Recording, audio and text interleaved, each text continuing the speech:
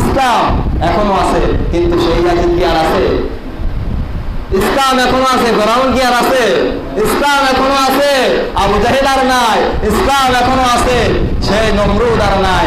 ইসলাম আছে, ইসলাম থাকবে। ইসলাম থাকবে আপনাকে নিয়ে অথবা আপনাকে ছাড়া। আপনি হেরে যাবেন এবং হারিয়ে যাবেন ইসলামকে ছাড়া। সম্মানিত হাজিরিন, ইসলাম সেতে এক পরশ মানে তারেকে পেয়েছে খুঁজি, পরশে তাহার শোনা হলো যারা, তাদের মোরা বুঝি। আজ বুঝি কেন বলিয়াছিলেন শেষ পয়গাম্বর, মোর পরে যদি নবী হতো কেউ, হতো সে এক ওমর।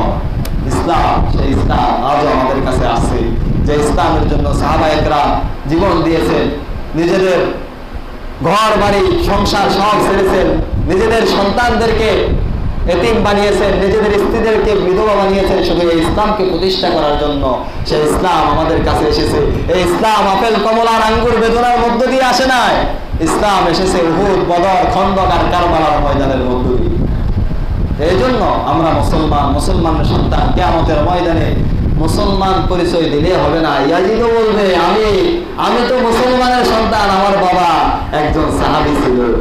কিন্তু পার পাবে এই কথা বললে? পার পাবে না। এই জন্য আমাদেরকে মুসলমান হতে হবে। ওয়ালা তামুতুন্না ইল্লা ওয়া আনতুম মুসলিমুন। আল্লাহ বলেছেন পরিপূর্ণ মুসলমান না হয়ে মৃত্যুবরণ